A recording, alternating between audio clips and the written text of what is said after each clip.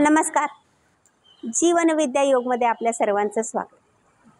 तर हे जीवन जगत असताना प्रत्येकाला प्रिय म्हणजे शांतता आहे. मनाला शांतता मिळाली पाहिजे, शरीराला शांतता मिळाली पाहिजे, एकूणच आपल्या सभोवताली शांतता असली पाहिजे असं आपल्याला वाटतं.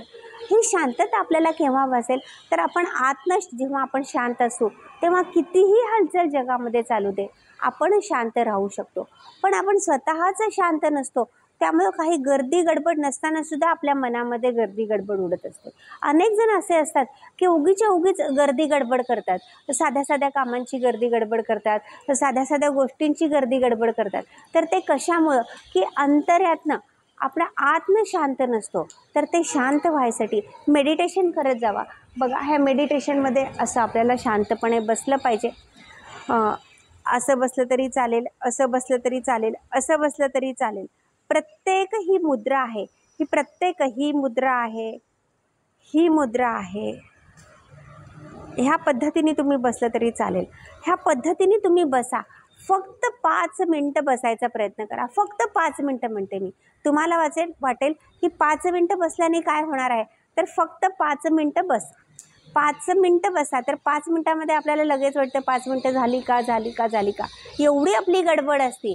तशी गडबड करू नका. 5 मिनटं अशा कोणत्याही मुद्रेत बसा आणि ओमचा उच्चार करा. उ म हे फार महत्त्वाचं आहे.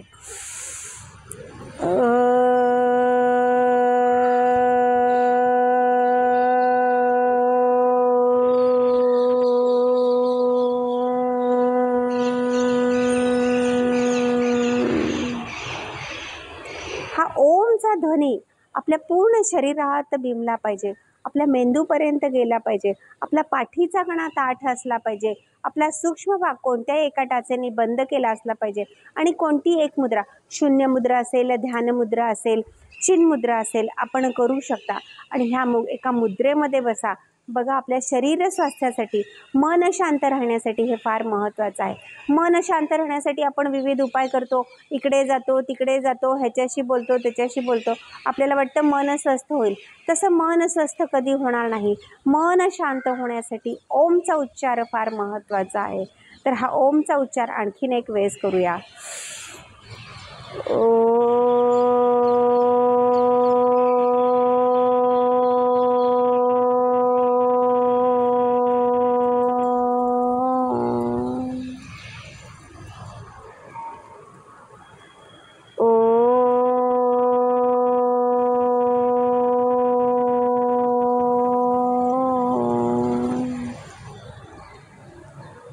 बघा, ह्या पद्धतीने ओम म्हणा.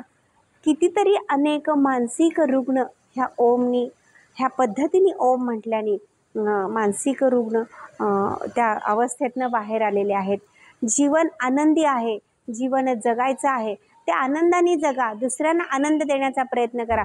भले स्वतःला थोडे कष्ट पडले तरी हरकत नाही. आता कष्ट घ्यायची तयारी कमी झाली आहे.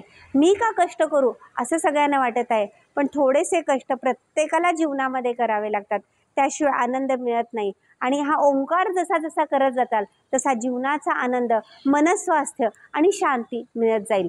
तर हा माझा जीवनविद्या योग चॅनल आहे. त्याला तुम्ही सबस्क्राईब केलं नसेल तर सबस्क्राईब करा, लाईक करा, आपल्या मित्रमैत्रिणींना, नातेवाईकांना तुम्हाला जर हा व्हिडिओ आवडला असेल तर पाठवा. त्याचप्रमाणे आपले क्लासेस आहेत, रोज सकाळी 5:35 वाजता चालू होतात आणि 7 वाजेपर्यंत ते क्लास असतात.